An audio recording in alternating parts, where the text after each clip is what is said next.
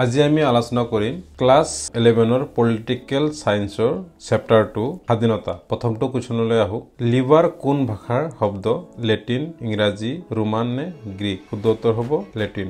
2 number প্ৰশ্ন, স্বৰাজ মানে হল নিজৰ শাসন, ৰজাৰ শাসন, চৰকাৰৰ শাসন, ওপৰৰ আটাইকেইটা? শুদ্ধ উত্তৰ হল নিজৰ শাসন মানে স্বৰাজ। অন লাইবাৰ্টি নামৰ গ্ৰন্থখনৰ লেখক কোন আছিলে? Bal Gangadhar Tilak, Mahatma Gandhi, John Stuart Mill, John Locke? শুদ্ধ উত্তৰ হ'ব জন ষ্টুৱাৰ্ট মিল। আং সান চুকীয়ে লিখা গ্ৰন্থখনৰ নাম হল freedom of express, freedom of fear, on liberty, long walk to freedom? শুদ্ধ উত্তৰ হ'ব ফ্ৰীডম অফ ফেয়াৰ। 5 নম্বৰ প্ৰশ্ন, অৰ্থনৈতিক স্বাধীনতা মানে? নিৰক্ষৰতাৰ পৰা স্বাধীনতা, অভাৱযুক্ত স্বাধীনতা, সমাজৰ পৰা মুক্ত, ধৰ্মৰ পৰা মুক্ত? শুদ্ধ উত্তৰ হল অভাৱযুক্ত স্বাধীনতা। 6 নম্বৰ প্ৰশ্ন, জন ষ্টুৱাৰ্ট মিলে লিখা গ্ৰন্থখনৰ নাম? Dutch capital, on liberty, politics, Republic? শুদ্ধ উত্তৰ হ'ব অন লিবাৰ্টি। 7 নম্বৰ প্ৰশ্ন, ফ্ৰীডম অফ ফেয়াৰ নামৰ গ্ৰন্থখন কোনে লিখিছিল? জন ষ্টুৱাৰ্ট মিলে, লাস্কি, আং সান চুইকিয়ে নে ৰুচিয়ে? শুদ্ধ উত্তৰ হ'ব আং সান চুইকিয়ে। 8 নম্বৰ প্ৰশ্ন, হিন্দু স্বৰাজ নামৰ গ্ৰন্থখন কোনে লিখিছিল?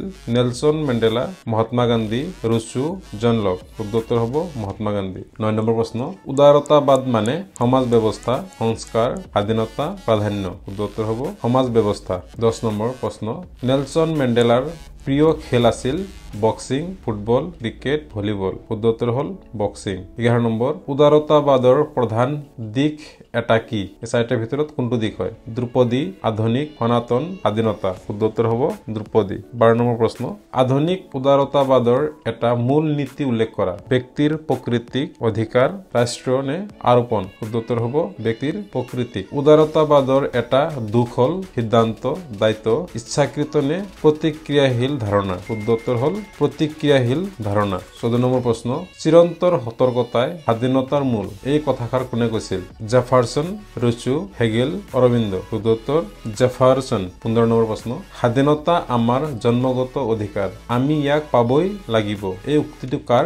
জন Locke, Mahatma Gandhi, John Stuart Mill, Bal Gangadhar Tilak? শুদ্ধ উত্তৰ বাল গংগাধৰ তিলক। 16 নম্বৰ প্ৰশ্ন, জন ষ্টুৱাৰ্ট মিল উদাৰতাবাদৰ এজন সমৰ্থক আছিল, হয় নে নহয়? নহয়, হয়, হবও পাৰে, ওপৰৰ এটাও নহয়। শুদ্ধ উত্তৰটো হল হয়। জন ষ্টুৱাৰ্ট মিলে উদাৰতাবাদৰ এজন সমৰ্থক আছিল। 17 নম্বৰটো হল, দীপা মেহতাই নিৰ্মাণ কৰিব বিচৰা কথাছবিখনৰ নাম কি আছিল? ৱাটাৰ, মৎস্যগন্ধা, নিষিদ্ধ নদী, ভূমিপুত্ৰ? শুদ্ধ উত্তৰটো হ'ব ৱাটাৰ। কাৰ মতে স্বতন্ত্ৰতা অতিৰিক্ত শাসনৰ বিৰোধী বস্তু? চিলিৰ মতে, জন লকৰ মতে, এৰিষ্টটলৰ মতে, জেফাৰচনৰ মতে? শুদ্ধটো হল চিলিৰ মতে। 19 নম্বৰ প্ৰশ্ন, স্বাধীনতা ৰক্ষাৰ উপায় লিখা। আইনৰ অনুশাসন, ন্যায়পালিকাৰ স্বাধীনতা, আইনৰ শাসন, ৰাজনৈতিক দল? শুদ্ধ উত্তৰ হ'ব কটো, আইনৰ অনুশাসন। 20 নম্বৰ, নাগৰিক স্বাধীনতাৰ নাম হল?